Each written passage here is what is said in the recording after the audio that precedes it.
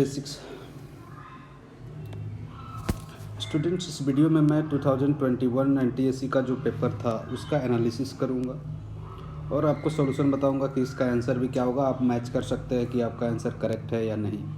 ठीक है, एक दो क्वेश्चन ऐसे भी है जो इंग्लिश में वर्जन में उसका गलत आंसर दिया गया था, वो भी देख सकते हैं, वो बोनस हो सकता है ना। पहला क्वेश्चन है, in circular motion which one of is correct, which one is correct. तो यहाँ पर बोला है सर्कुलर मोशन में velocity constant. Student, circular motion में वेलोसिटी कांस्टेंट नहीं होता।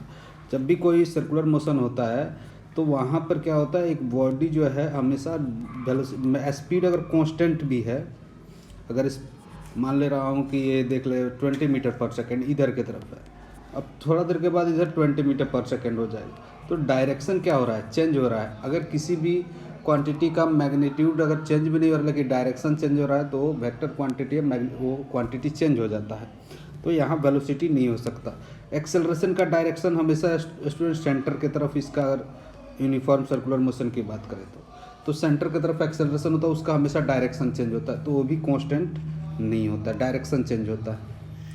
कांस्टेंट स्पीड, हाँ स्पीड कांस्टेंट होता है। यहाँ लिखना चाहिए था in uniform circular motion speed changes, है ना, स्पीड चेंजेस, स्पीड जो होता है चेंज नहीं होता है इसमें, तो ऑप्शन हमारा 3 होगा। ठीक है, नेक्स्ट क्वेश्चन था, a car travels half of the distance with speed 20 metre per second, net half इतना।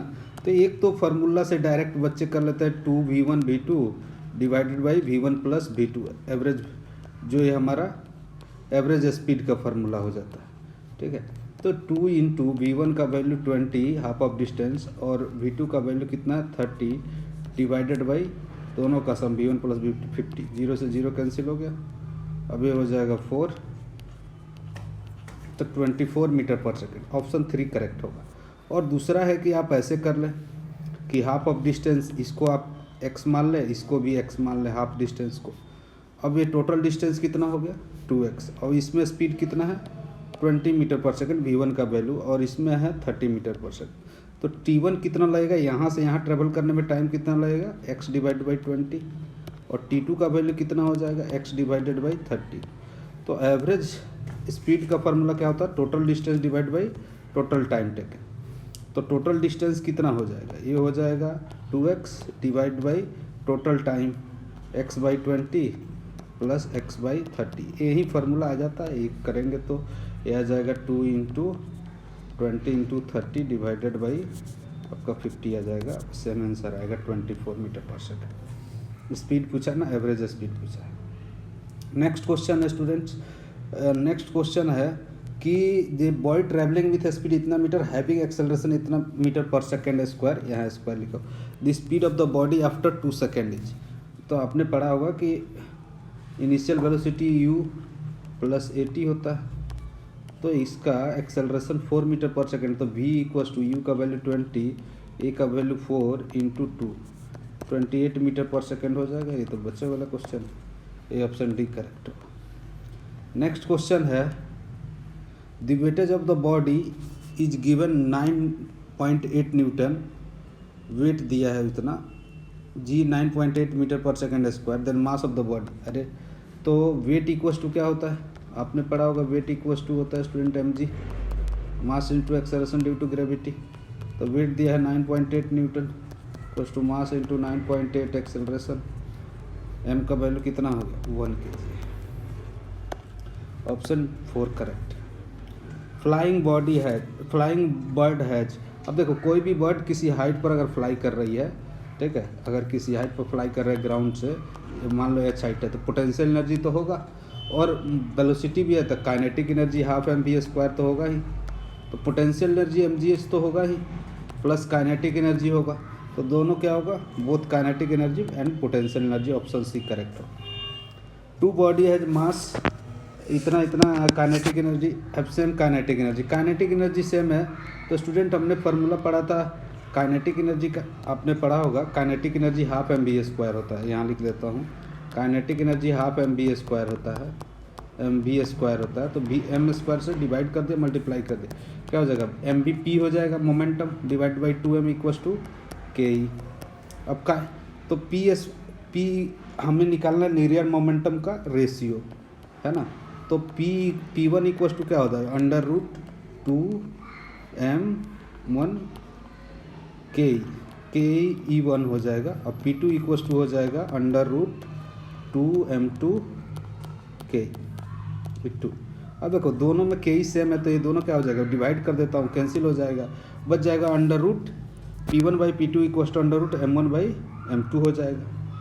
P1 बाई P2 हो जाएगा under root M1 divide by root M2।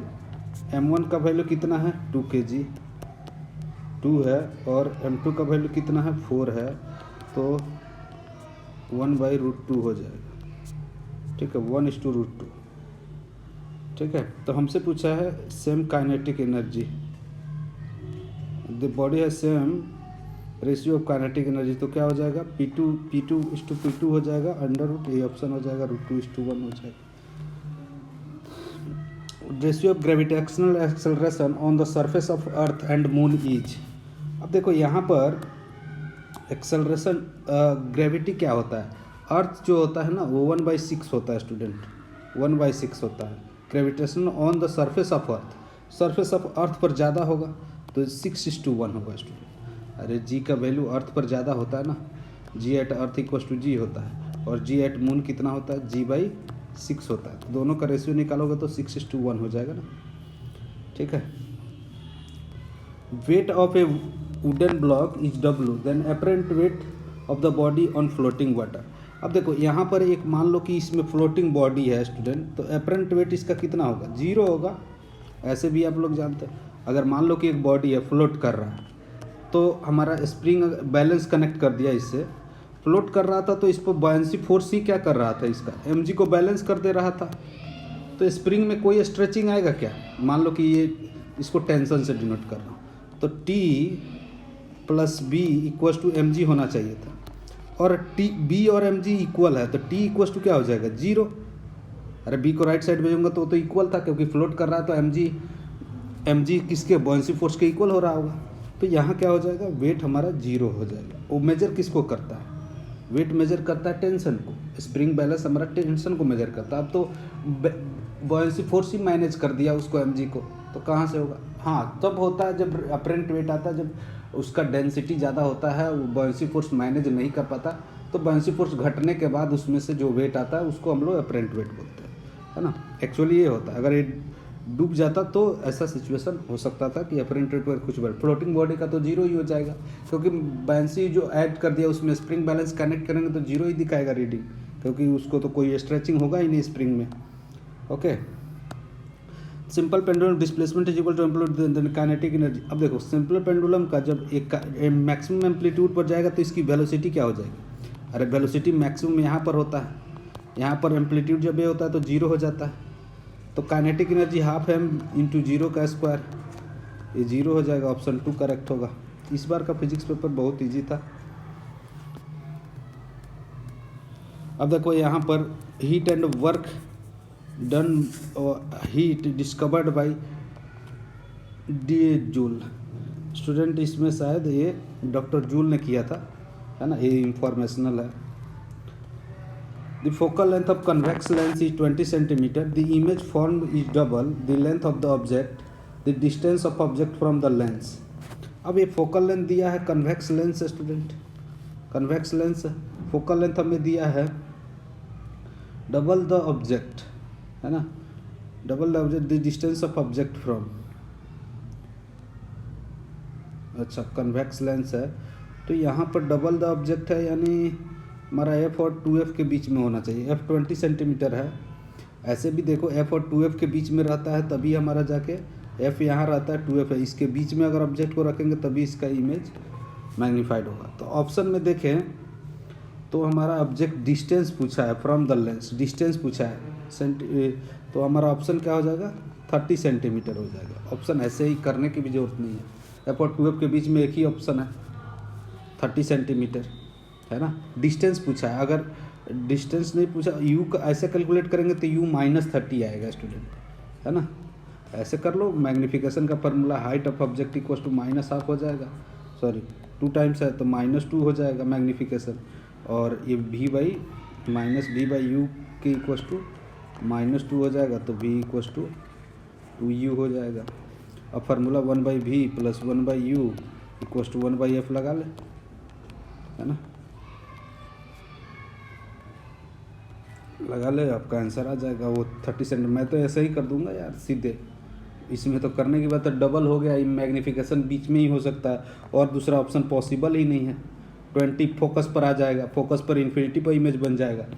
-30 centimetre, हाँ डिस्टेंस यहाँ से निगेटिव होता अगर इसको ओरिजिन मानते, हमसे डिस्टेंस पूछा है ना, तो 30 सेंटीमीटर सही है ना, डिस्टेंस 30 सेंटीमीटर सही है।